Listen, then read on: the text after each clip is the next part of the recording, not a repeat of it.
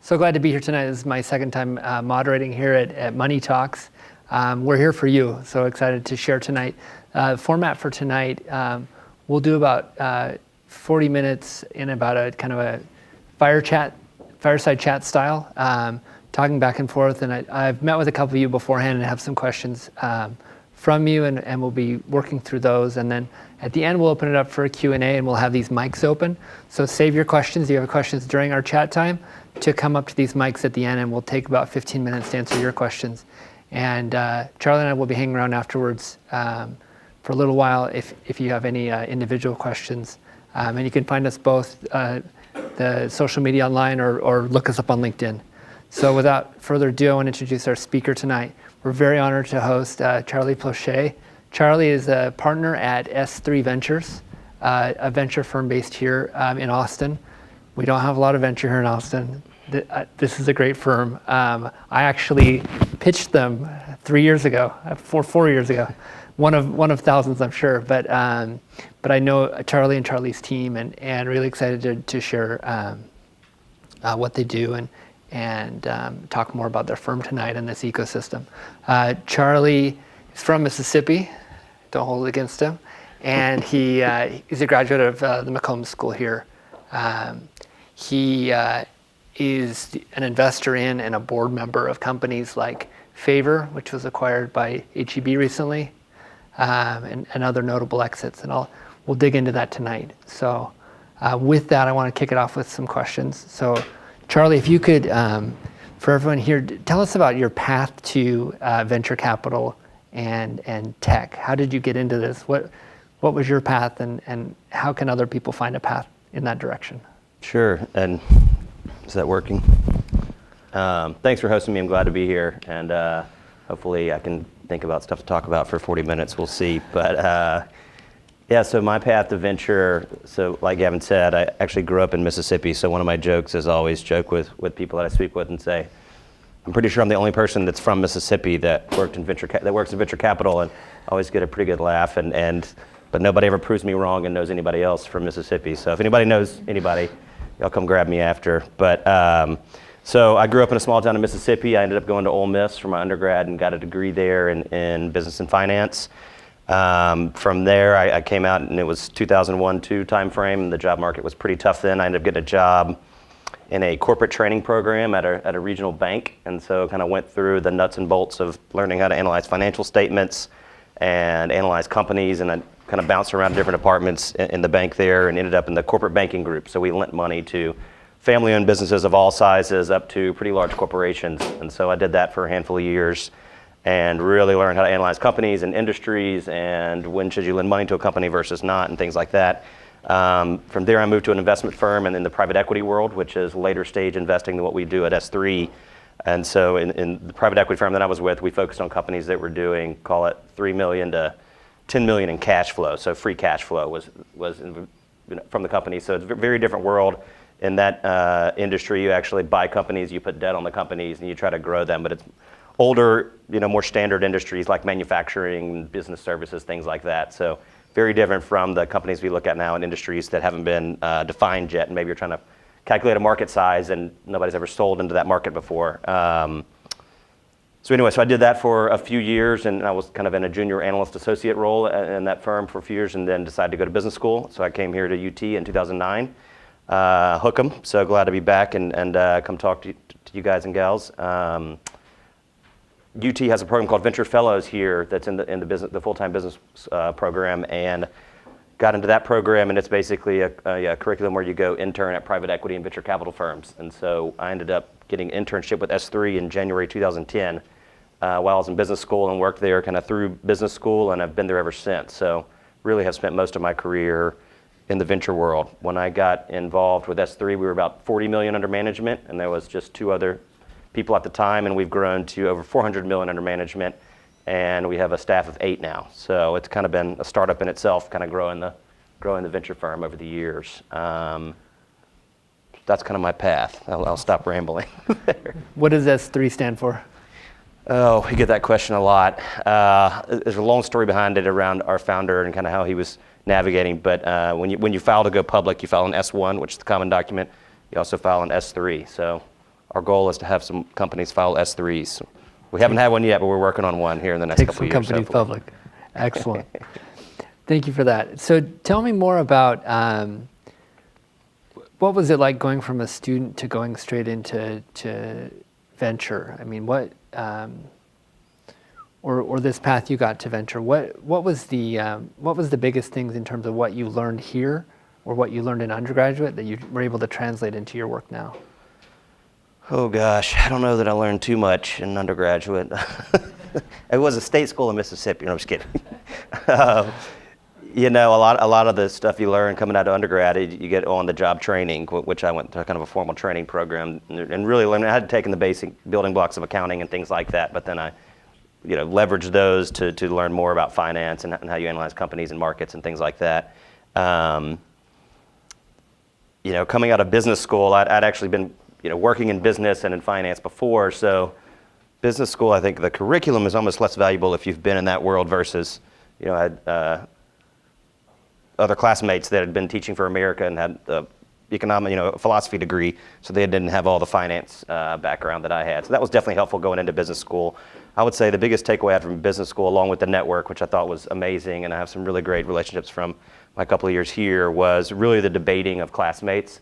I actually learned a lot about I used to be kind of nervous to even talk in groups, and even this group makes me a little nervous, but debating in classrooms, you'd sit in classrooms like this with a few more people and really being able to get your point out and articulate that, and the professors are good about making sure you speak. So I actually learned a lot of soft skills in business school that I was not expecting, that I think really help when you're sitting in meetings and you're learning to kind of get your statements, articulate them quickly, and get your one thought out kind of quickly. I'd say that's probably one of the bigger skills I kind of learned from the 2 years at McCombs.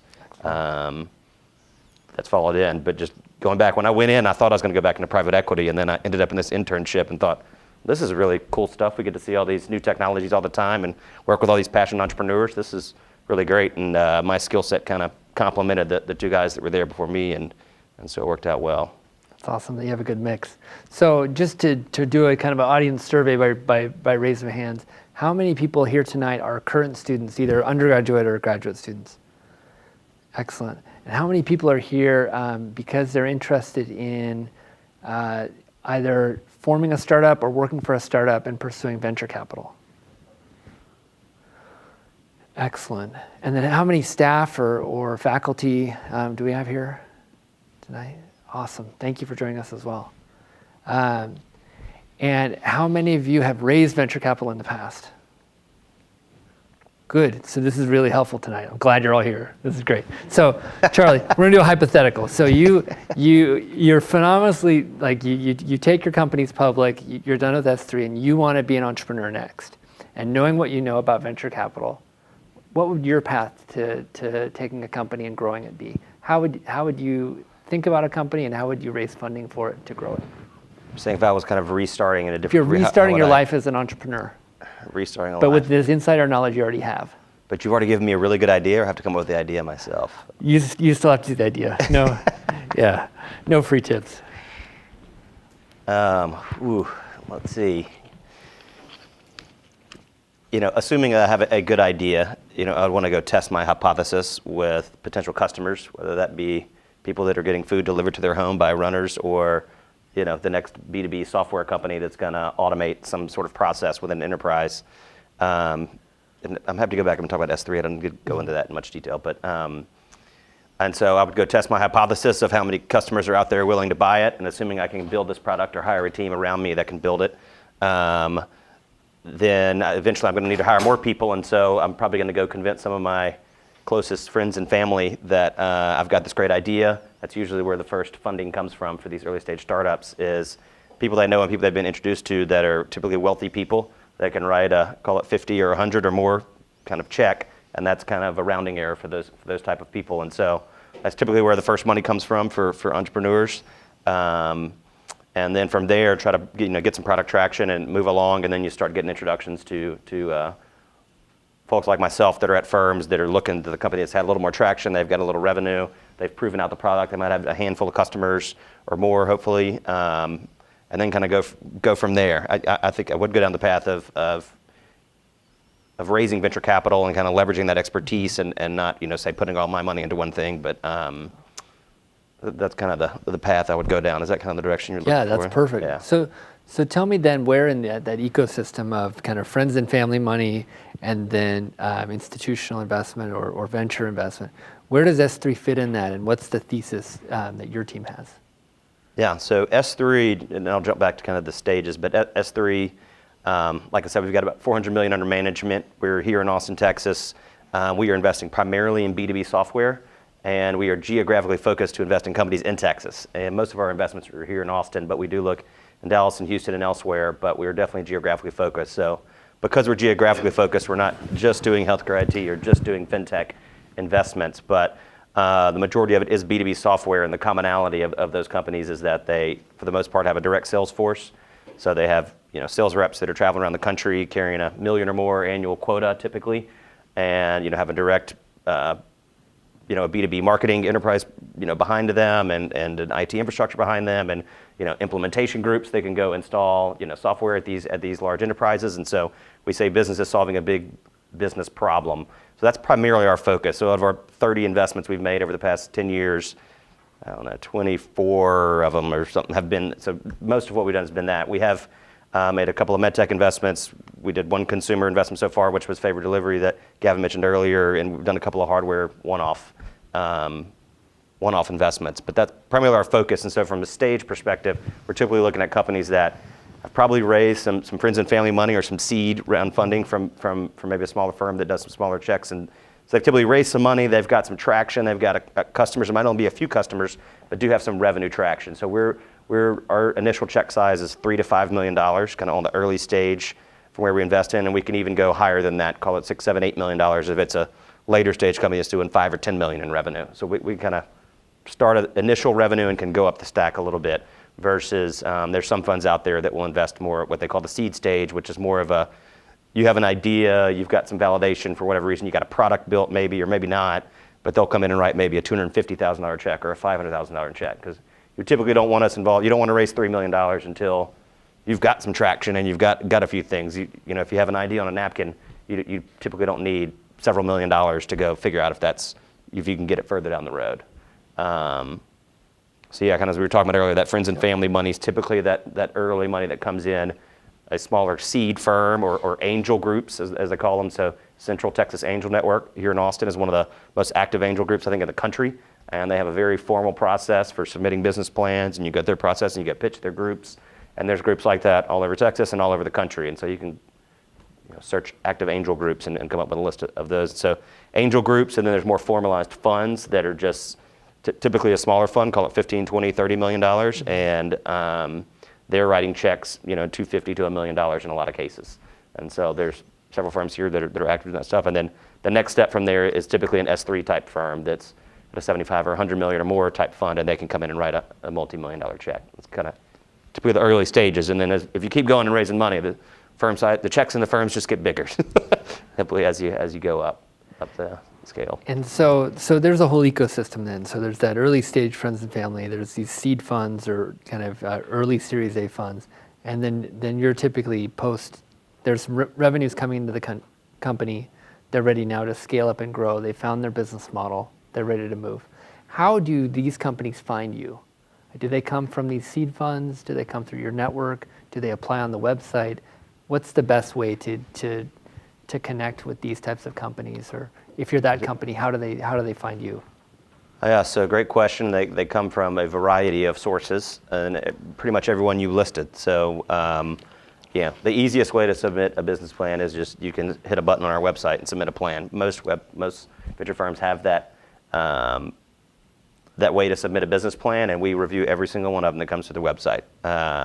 There's never been a plan submitted that we have not, somebody's reviewed and taken a look at, and we've spent diligence on with companies that come through that way, but they are often coming through, hey, I see Gavin's connected to Charlie on LinkedIn, and I know Gavin, I've got a good idea. Gavin, can you make an intro for me? Mm-hmm. Stuff like that, whether that's lawyers, accountants, entrepreneurs that we've worked with, other people like that, and we get cold emails all the time where people are just playing around with email combinations, and those come in literally daily.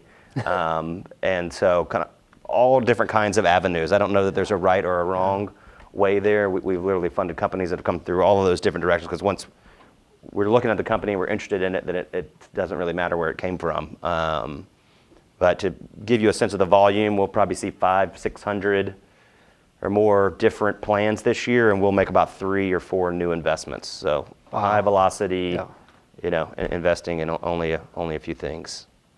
So they're almost as hard of admission rates as getting into UT. Almost. So what separates the ones that make it to the top of the stack? What do you see in those submissions that are particularly well thought out and worth consideration? Yeah, it's good to, we actually have a post on our website. If you go to S3 Ventures website, we have a couple of resources on there that I'll plug for a second. They're free to anyone to use. We have a financial model where you can get out there and go build a financial model. We have cap tables where you can show how a cap table works, and if you raise a round, what does dilution look like? These are free to whoever that wants to download them. And we also have a post on our website that's called Meeting One. If you get an intro meeting with a venture firm, these are kind of the things you should run through that we're looking to, main questions we're looking to answer and how to kind of set them. It's just a guideline, it's a suggestion. It's definitely not, black and white like that. But, so we're looking for obviously a big market. That's kind of a no-brainer. Like I was saying, sometimes the market is kind of an unknown depending what the product is. But, big market is ideal, but, passionate founders that have, figured out something unique, hopefully, that is, not easily repeatable.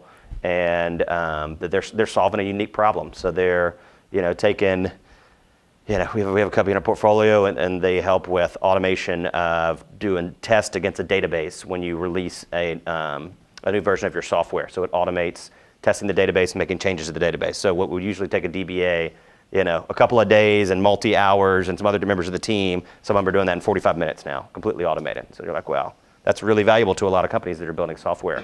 So something that's solving a big business problem is really what we're looking at for the most part. Perfect. And I want to circle back to that. I get a chance to sit with a lot of student entrepreneurs. My Fridays at McCombs, and I get to do a bit in the community as well. And I love hearing new startup ideas. I like hearing about new founders and diving into entrepreneurship. I do want to point out that there's firms like this that are investing in these kind of stronger, business-driven B2B ventures. And these, when you play Moneyball with who actually gets investment, some of these apps that are about a new way to date and a new way to find food are helpful and good, but you're competing with everybody. And yet there are things that because of the family business you worked in growing up, or a project you researched last summer, or an internship you're doing right now, that need way more software, need way more innovation than finding your next meal.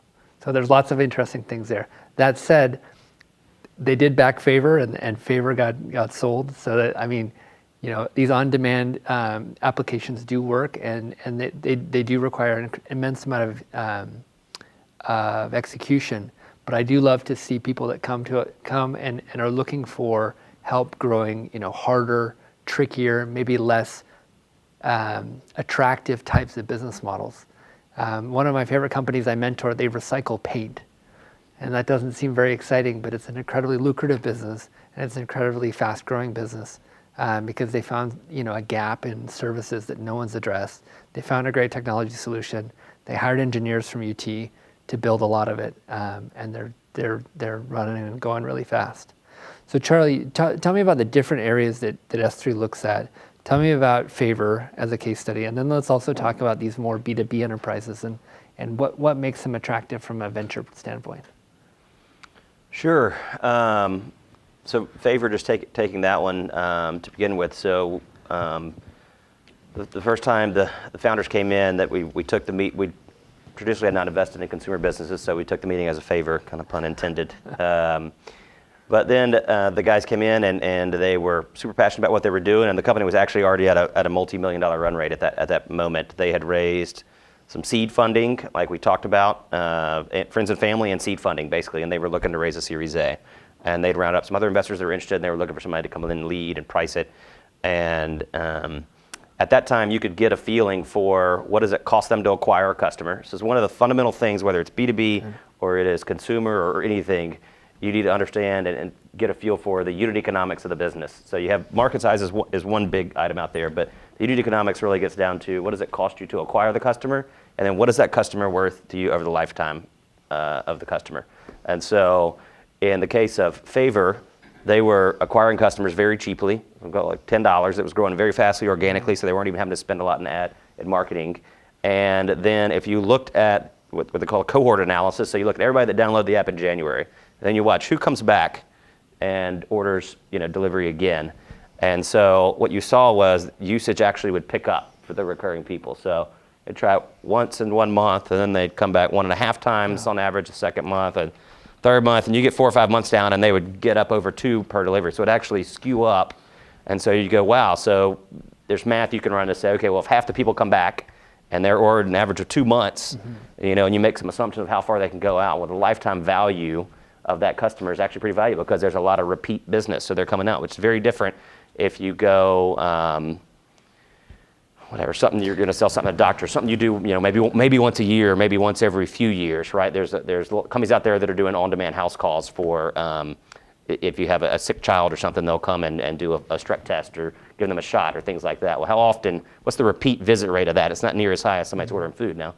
It's a higher revenue per visit, but it's a little different. So what we saw with Favor was, wow, the lifetime value can actually be pretty big, and so then you can acquire these customers pretty cheaply compared to the lifetime value. And so the multiple of that was really high, which is what you want to see. You want to see 4, 5, 6, 10x or more the lifetime value over the customer acquisition cost. And you also want to see the payback. I want to pause you there Sure. for the note takers to editorialize it. It's a really important point. So your job as a startup founder is in order to raise funding, is to take some risk off the table for the investors and prove that you've really thought this through and you've built a business that scales up. So if I'm going to put money into the business, I'm looking to see that you can put that money to work appropriately. And the 2 metrics that Charlie discussed, one, the customer acquisition cost, CAC. This is a great night on Google to go through this and figure this out for your ventures. So what does it cost to acquire a customer? If I've got to fly across the country and I've got to put a suit on, I've got to buy a steak dinner, that's a big cost, and that's an enterprise level sale.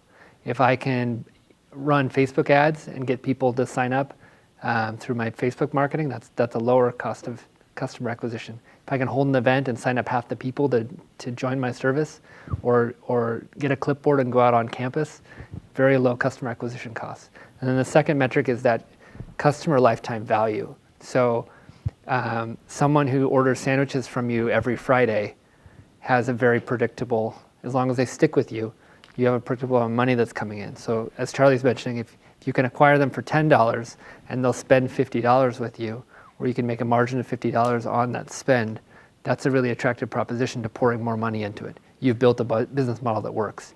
If you have to spend $5,000 on a trip to go sign one customer, and they leave after spending $2,000, you found a very efficient way to waste people's money. So think about that as you build your business plans. So anyways, good finding there.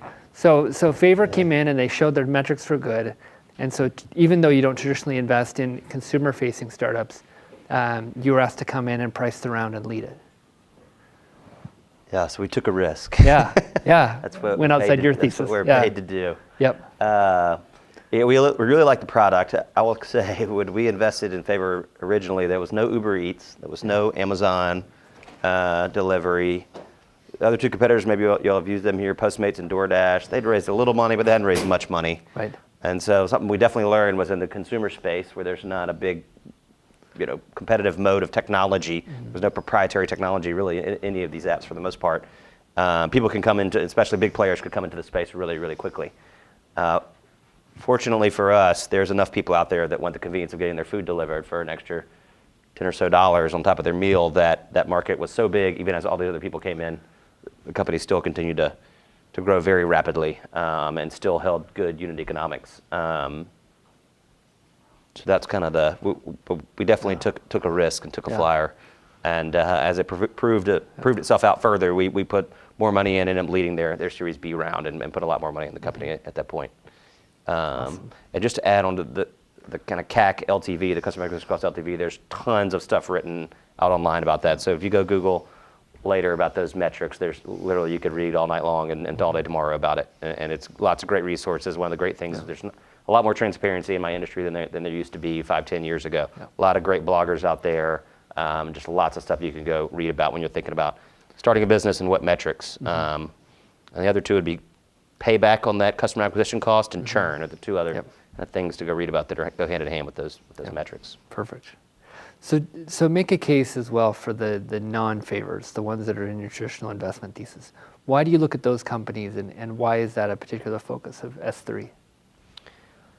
Yeah, so it's a focus of S3. Our founder had a B2B background. It's a lot of what goes on in Austin, Austin's history and technology, and a lot of the companies that have been funded and succeeded in the Austin market and really Texas have been B2B companies. And so a lot of talent in all around Austin is B2B companies. So there's a lot of people around here that can scale B2B companies, where you've had very few, much fewer consumer successes. And so that's kind of how we started, was focusing B2B. And B2B, our whole team has more experience in that space. And it's definitely a different animal, but there's still kind of the same unit economics. How quickly you can go acquire a customer? What is that lifetime value of the customer? The difference with a high transactional model like a Favor is you can churn out really quickly. You might be liking Favor and you get a bad delivery. And you go, I'm not going to use Favor anymore. I'm going to go to Uber Eats or whatever the case may be. Versus a enterprise customer, you typically see much lower churn. And so once they've spent months of time implementing a software product into multiple departments and things like that, then they're tend to be pretty sticky, long-term recurring revenue. So one enterprise company we have is up in Dallas. It's called Alchemy Technologies. We were the early investor in 2011. We were the first institution to come in, and they sell online banking software. So if you think about online banking software, kind of a boring, sleepy industry for the most part. Online banking's been around for a long time, but not online banking focused around mobile and tablet experience, right? And all the new technologies that were coming out. And so, anyway, if you in that space, out of the top 10 or 15 institutions like JP Morgan and Wells Fargo and Citibank, they all have proprietary software and teams of developers, and they invest tens and tens of hundreds of millions of dollars into their proprietary software platforms. The other 12,000 below that all buy from a third party, and it's just a white labeled product. So unless you're with one of those top 10 financial institutions, if you go log into your mobile app or log onto your desktop, it is Jack Henry or Fiserv or one of these old financial institutions that's been around a really long time. So as we saw the trend of tablets and mobile functionality and people looking for a unified experience across all of their platforms, we saw that Alchemy had an opportunity to do that. There's actually a company here that's done very well. That's a public company called Q2 eBanking that's here in Austin that's in the exact same space. And so I always joke that that's the biggest secret success in Austin, because I don't ever hear people talking about it, but they're a $2 billion market cap company up in North Austin with 600 or 700 employees. But so anyway, we invested in Alchemy, and so in that world, they get 5 to 7 year contracts. So yes, our sales cycles take 6 months or maybe a year, and they have to go present to the boards of banks, and it's the biggest financial decision they make, and it's tens of hours of contract negotiation. In the end, it cost us hundreds of thousands of dollars to actually close these customers, typically maybe more, but the contract sizes are $3, $5, $10, $20 million contracts. And so it's a much slower way to build a business. And so we've been in this company, for coming up on 7 years, and we were 10 employees, 10 or 12 when we invested. Now we're 350, and they've booked hundreds of millions in contract value, and we're hoping it'll be a public company here in a couple of years. But it just scales differently versus if you see a Twitter or a Snapchat and they just go up overnight because it's all about app downloads. It's just a different type of business, but we still track things like what's the lifetime value, what does it cost us to acquire these customers, what is the payback of those. So it's still kind of the fundamental economics are still there, but it is a different world from the consumer space. So what should entrepreneurs know about the impact that venture investment can have on their business? I've raised money 3 times, and it's been varied spectrum between being very hands-on versus very hands-off. How involved would you say your firm is, and what's the value proposition for raising with your firm or a firm like yours versus other sources of funding? Sure. So I would say there's definitely firms have different styles and different ways that they work with their portfolio on the scale of being involved versus not being involved. I think we're definitely more on the being involved side, so we definitely like to get our hands dirty and help out companies with whatever they have going on. Some firms you might see just have a few partners and that's it. They don't have any junior help that can come help them build financial models and things like that. Or we staff 3 or 4 associate analyst type help. In fact, we just hired someone right out of UT that interned with us a couple of years ago. And so we use that staff to help us, like I said, jump into to portfolio companies, help them build financial models. They might be launching a new product and they want to look at the competitors out there and how big this market size is. And so we'll have them work like consultants and we'll go size up markets and look at competitive analysis. If they're looking, hey, who will buy us one day and what's the M&A look like in the space? We'll go do, an analysis of the market, the M&A in the space. A lot of times when companies take venture investment, almost all the time they need to hire a bunch of people. That's almost the number one reason you take money. I need to scale up my team. And so hiring is a tough thing in the startup world. And just, do you have the bandwidth to go interview all these people and where do I find them? And recruiters are expensive, so we play outsourced recruiter. So we all have, the premium LinkedIn subscriptions, and we'll crank on LinkedIn and come up with candidates and screen them and then even go pitch them on the company and then serve them up to the company once we've screened them and also convinced them how great of a company it'd be good to work for. That's a big one. The companies love that. I've been doing a few of those lately. I actually personally love going to sell the company that I just got excited and we wrote a big check into, and I want to get the best people I can in the company. That's probably the biggest impact we can have as investors is really trying to help get good talent in there that they need. And then obviously from the board level, which most firms, you can have some firms are taking a smaller seat, not taking a board seat. We take a board seat with all of our investments, and so that's just more strategic. And then as the company scales, when do you need your next round of financing, and what does that look like, and who do you talk to? And so say they need to go raise money and they want to bring in a new lead investor, we'll go scan, all right, who's invested in Texas in these industries? And then we'll go, scan the list down, and then we'll see who we know and make intros. And I'll literally get on the phone and pitch our companies for entry level, so you don't waste the CFO and CEO's time. But lots of stuff that we try to get in there and be helpful with. I could keep going. Oh, I love that. That's great. No, and it's good to see that passion. So let's assume I'm a student here in the audience tonight, and I'm looking to be that entrepreneur that you get excited about investing in at some point in my career, or I want to be that executive that you want to pitch for me to come join one of the companies you just invested in. What can I do now as a student to prepare myself for entrepreneurship, for leading companies, for fueling growth? Yeah, educating yourself, coming to talks like these that the Herb Kelleher Center is putting on is a good way to start. And just going to work for a startup and just seeing a startup scale is early. It is hard to get an entry level job at a startup, and so just kind of scrapping, get out there networking, emailing the CEO, hey, I'll come work for free over the summer, or whatever you can do to get your foot in the door.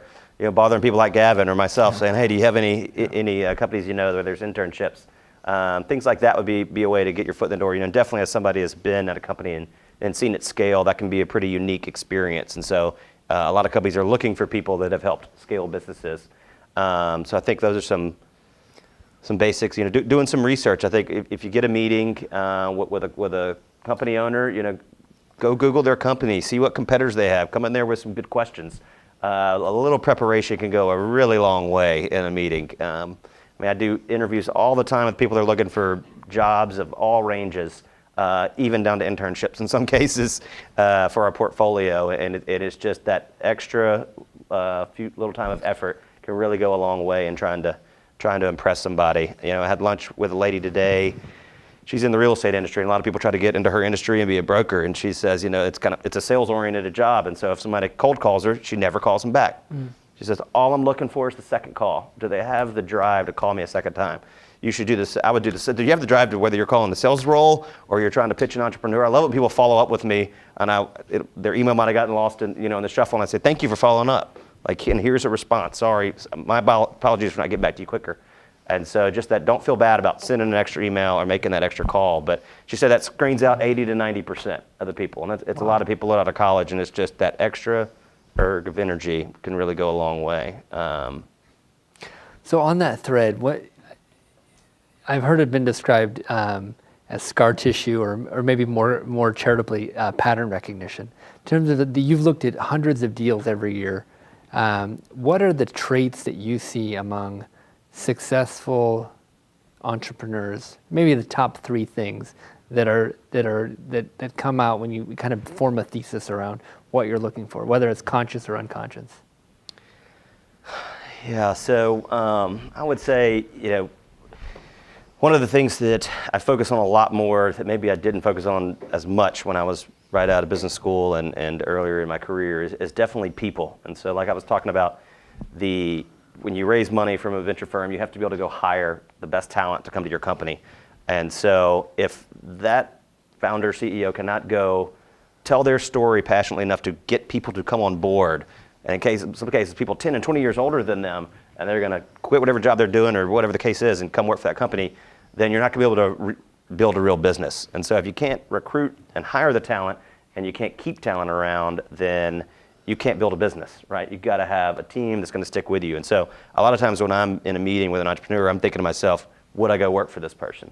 Is this somebody that I would quit my job and go work for, and are they going to keep me passionate? I spend a lot more time kind of thinking about their team and how long has that team been there?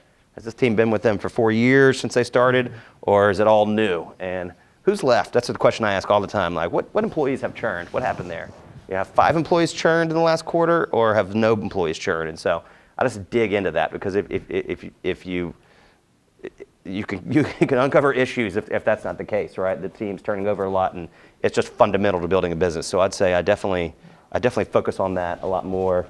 And it's a lot easier as a company gets a little later stage versus it's really, really early stage. Mm-hmm. But definitely something I'm a little more sensitive to as more I've done this over the years. People that have come out of industry, like you were saying, they might have worked at their parents' whatever store and saw a problem where this was a super manual task and there's some way to automate it with software, like I was talking about earlier, something that took 2 days and you can do it in 45 minutes. I love that. I think that there's a company we funded called Z-Lean recently here in December, and the founder is an amazing guy. He was a lawyer by trade. He got in the construction business, and in the construction business he realized, wow, the paperwork to process in order to be able to file a lien if you don't get paid. So people in the construction world, if they don't get paid, their only recourse is to file a lien against the owner of the property. And not to go into too much detail with this, but anyway, it's a super cumbersome process to manage all this paperwork. It varies by state, it can vary by county. And in order for these people to get paid and be able to file a lien if they're not paid, they need to be following this meticulous process. And so he literally started this on the side and eventually broke out and went to it full time, but basically built a software platform that helps these mom and pop operators and large suppliers there at the bottom of the payment chain in construction automate that whole process, and then turn it into this dashboard of all the lean processes that they're managing. And so he really saw a problem and then really pulled out of what he was doing, successful construction attorney, and put everything into it. And so you love to see people come out of industry. And we've seen, look, with the Favor founders, they were both pizza delivery guys. And he's like, I didn't know that. Literally, wait, well, how come, granted, multiple people have this idea and this so much time, but he was literally saying, wait, well, if I'm a pizza delivery guy, what if I could just pick up stuff? All I need is a few deliveries in this 1 hour and I can make tips. And so, he was the Alchemy Technology founders were both out of fintech. They knew that it was an issue. They saw mobile coming. They said there needs to be a better experience. I go to my mobile device and it gives me one balance. I go to my desktop and it gives me a different balance because they're pulling out of different systems and they're not unified. And and so it was kind of a lot of companies. You tend to see a lot of people. So that's definitely something that gets us excited. Hey, I was in industry and I saw an issue, or was talking to somebody and found an issue. I think that's incredibly compelling. So how, if I'm a student and I'm on campus and I've got everything I'm balancing in terms of student life, how do I get out of the bubble and get exposed to more industry? What are some things that you'd recommend students do besides, of course, coming to these talks? I mean, really getting ingrained into industry. Yeah. It's definitely tougher from the undergrad seat. There's various classes you can take where you do case study, where it's not curriculum, right? And there's case study in undergrad. We did that in business school. So you get exposed to a lot of different industries, whether it's marketing or operations or whatever the class is. But classes with a case curriculum, I think you can pick up some different things there. And then really just education on yourself, researching, and probably trying to hustle and get a few internships in various industries, I think is probably one of the better ways to get exposed to it. Awesome. Thanks so much. So that's going to wrap up our Q&A back and forth, and I'm going to now turn time over to take questions. So first, I'd love to, if we could give a round of applause to Charlie for his time. And then we'll just queue up these microphones. There are no dumb questions, so please come with all your questions. And we'll go for about 10 more minutes on questions.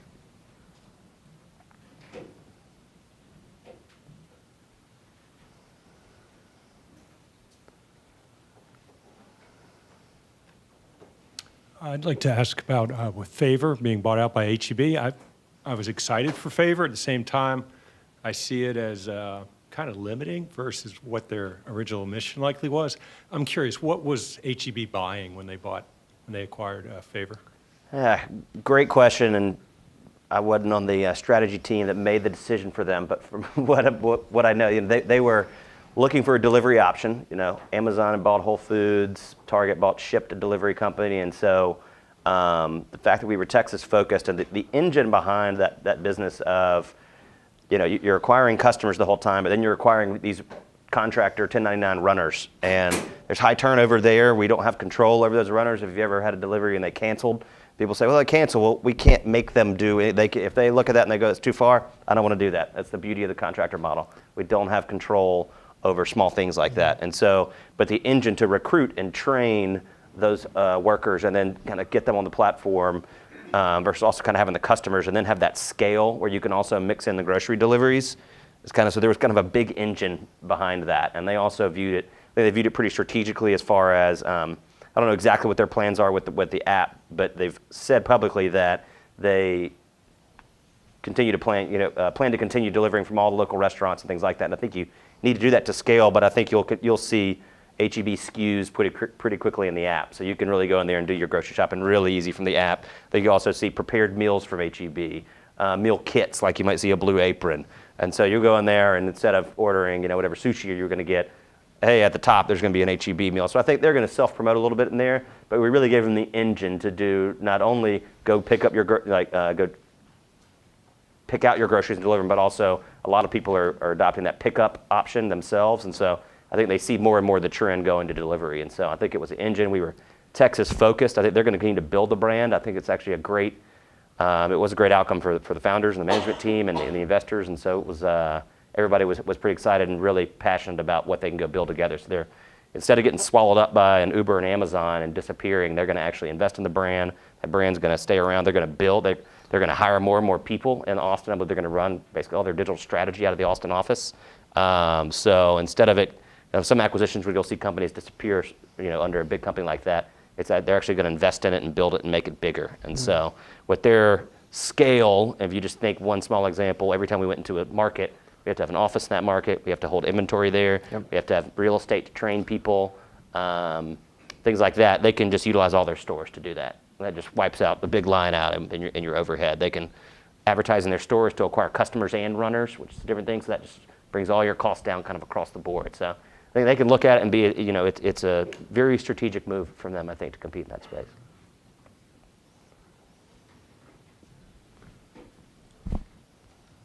You've mentioned the two factors, the customer acquisition cost and the customer lifetime value. Mm-hmm. So in addition to those two factors, how do you determine that a project will provide the above average returns? Like, do you use the strategy theories in industry analysis? So two other factors I mentioned very briefly, but if you go research customer acquisition cost and lifetime value, you're going to come up against two other very key things, which is payback period, right, which kind of goes to customer repeating periods. So in Favor's case, let's say we paid $10 to acquire that customer.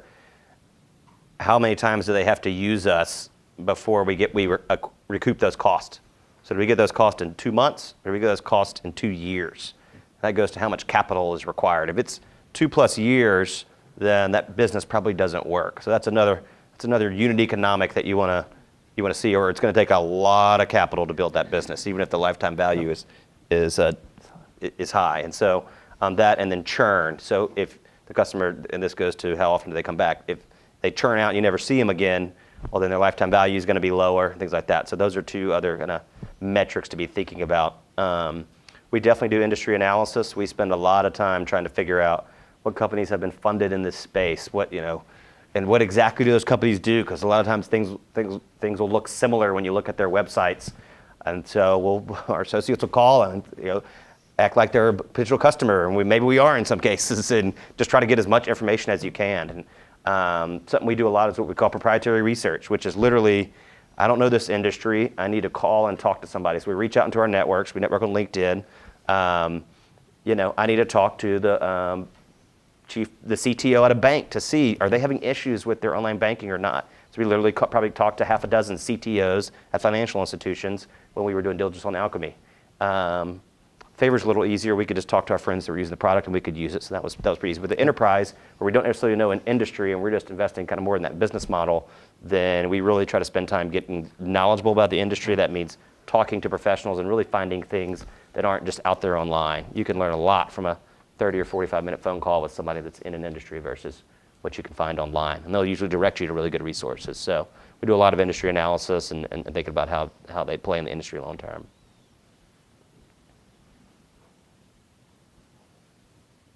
Thank you for being here. No problem.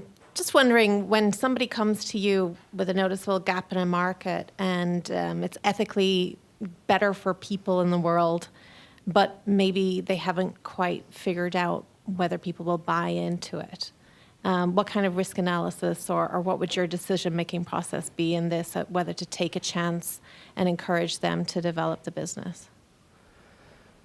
So the question is, if the market is maybe not so large, but there's like a benefit to humanity, maybe. Yeah, a benefit to humanity, and maybe, but some kind of sides of the market may not appreciate that business gain that they're going to get from it, from the investment. Yeah, so we have entrepreneurs come in all the time, and their market size might not be up to kind of what we consider a large market and something where we think we can go build a business that's going to produce venture returns. I mean, at the end of the day, our job is to take money from our limited partners and deliver a lot more money back, and taking a lot of risk doing that.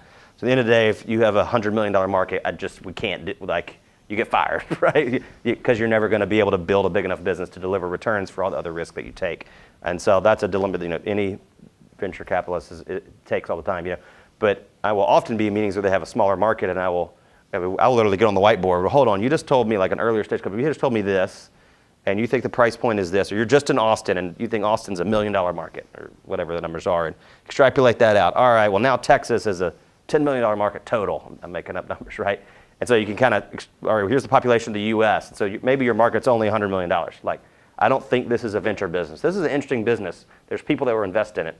I mentioned earlier about the angel groups. A lot of them aren't investing in things that are going to go, companies that are going to go raise venture money. And so there are people out there that they don't need multi-$100 million returns. If the company kind of slowly grows and can have a lower outcome, they're happy with that. And that's totally fine.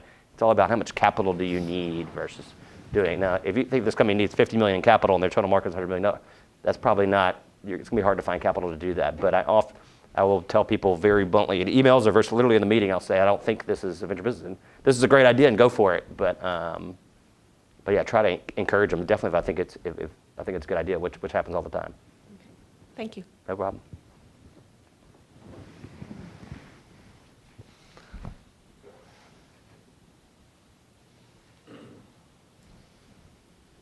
Could you please talk about S3 Ventures' process of raising capital? Do people really come to you guys? Are you guys going to pitch to people? And if you guys are going to pitch to people, have you guys already selected your 3 to 4 companies a year that you were talking about? Do you guys use those startups to the idea of them and to pitch to these companies, or do you guys pitch to them prior to selecting the startups that you guys are going to give capital to?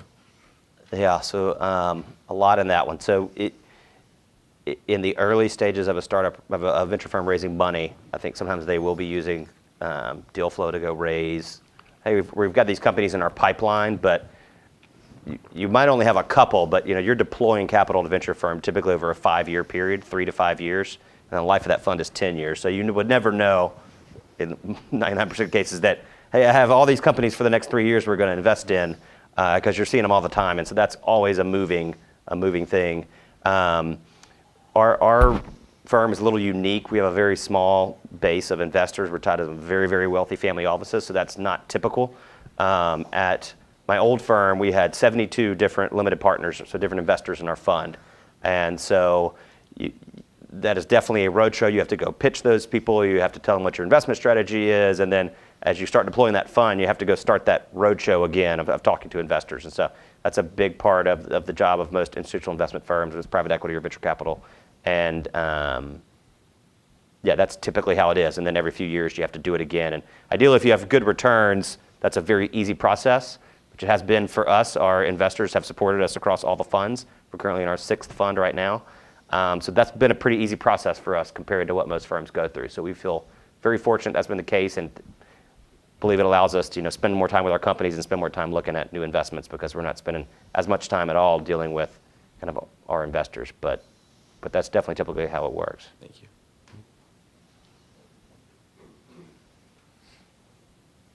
So you've clearly made some good investments, Favor, for example, but what's one of the biggest mistakes that you've learned from either a particular investment or like an investing principle or something? Yeah, I think I'd probably go to people. We've had a few that didn't work out, and a lot of times it was it was a senior team that wasn't cohesive. They couldn't sell the story. They couldn't recruit people. You'd be selling. I'd go do what I was saying I'd like to do, and I go sell the company. I get all excited, and then you try to close a person, and they start opting out. I think I'm going to go with this other opportunity. I'm going to keep looking, and so some red flags. And so I think kind of one of the biggest lessons I've learned is really focusing on that. On the team there, can they recruit a good team around them and really keep the team that they have? And so that's probably one of the biggest lessons of the years. Any big deals you missed out on?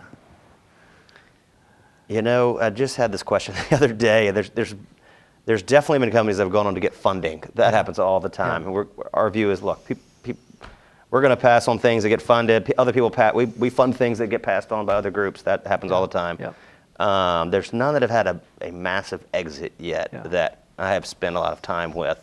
A few that have definitely raised money, and I think they've gone and built pretty big businesses here, and I'm pulling for them. I'm all for the Austin ecosystem and want to see more successes. So I hope they do have some bigger outcomes, but I don't have a great one that we passed on. We got 2 weeks from funding a company once. It's a long story that I won't get into all the details, but they had talked to an acquirer before, and so when you sign a term sheet with a company, they will say, hey, I'm not going to talk to buyers because we're about to go into diligence and we're going to get this closed in 30 days. And they say, well, we need this one carve out for this company. And we're like, oh, they're not going to come back.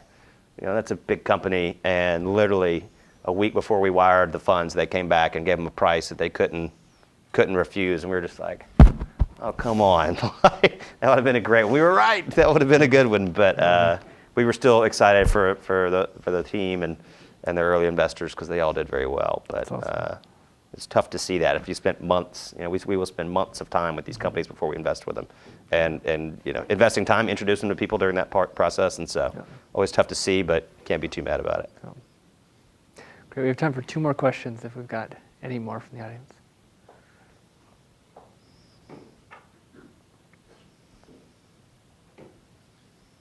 Can you talk about any steps you take during due diligence to make sure whatever investment vehicle you're proposing is aligned with kind of the vision and the strategy of the investees?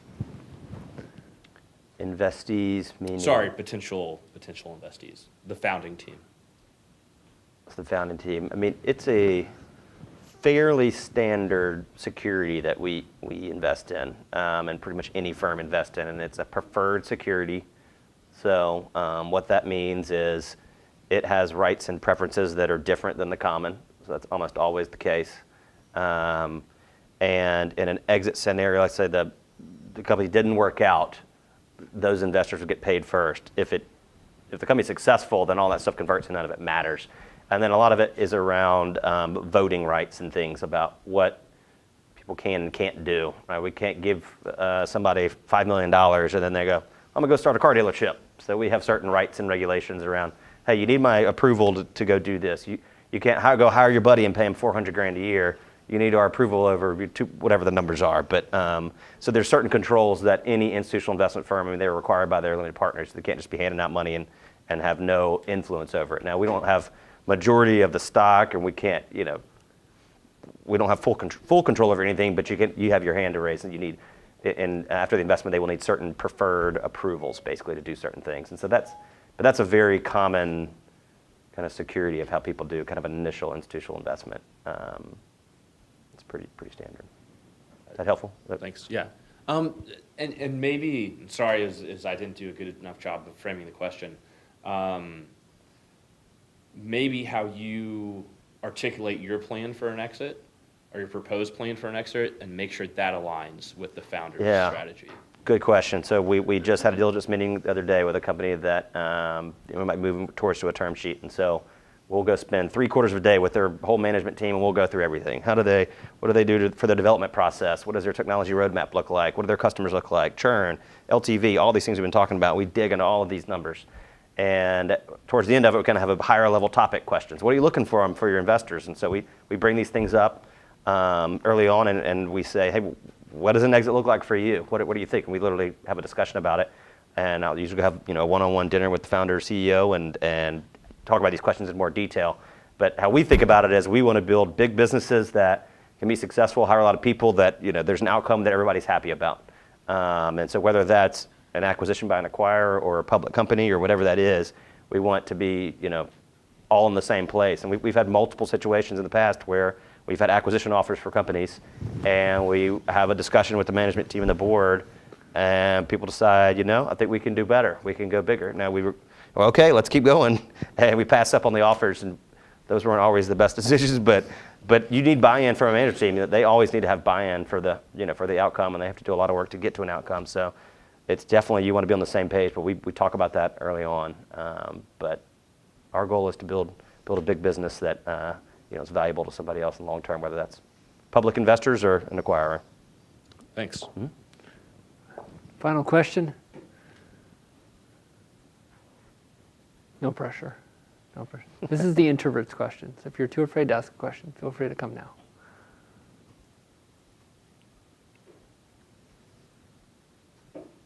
No takers. Awesome.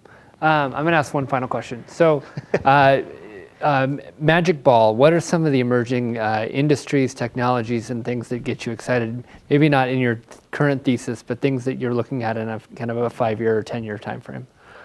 You looking for me to say Bitcoin? No, I'm not. Someone here is, but I'm not. Yeah. We haven't spent much time in that space and in the blockchain space, but industries that get me excited. We don't spend a ton of time thinking thematically like that. Hey, let's just go focus on this thesis. We're going to find the company that's disrupting that. I personally am a big fan of fintech and disruption in financial services. I think it's an interesting space. I think there's a lot of old regulated industries that we sell a lot of software to that make it hard for people to get kind of basic financial products. There's been a lot of disruption already in that space. We just invested in a company here in Austin called Live Oak Technologies. It's an earlier stage company, and they have a remote collaboration platform for opening up wealth management accounts and transferring 401ks, and it's just really, you can video conference and you can co-browse so you can see who's typing in what, but basically doing complicated financial transactions, online or over your mobile phone, literally, DocuSign all integrated in, you complete the transaction. Well, that really automates a lot of stuff. Why do I have to go sit in somebody's office and sign documents when there's video conferencing? It's off-the-shelf technology. We just need some other technology built in, and so I really like things. In the fintech is one interesting one that I've looked at quite a few things in, and so anything that's kind of automating that manual process is something I get excited about. That's probably I don't have the best answer for that question. No, that's a good answer. I mean, but taking real process that have either regulatory or just this is the way we've always done it, and finding ways to streamline and automate. Yeah, that makes tons of sense. We've looked at a lot of stuff in the healthcare. Healthcare costs are insane, and it looks like there's just no end in sight. The one positive thing I'll say is, just here in Austin, Texas, we see stuff that's trying to disrupt healthcare all the time. I've been looking at a company here recently that's kind of got an interesting twist on trying to bring cost out of the system. And we haven't made any investments. We made one healthcare-related investment, but I think there's a lot of, that's an interesting space. There's just so many ways to take out the cost. So if you can really, things that provide a hard dollar return on investment, ROI, are things we really, really like. And so I think we're going to see more disruption there. And a lot of companies are getting funded disrupting healthcare right now. Yeah. Awesome. Charlie, thanks so much for your time tonight. Thank you. You've been a great audience. Appreciate all the questions.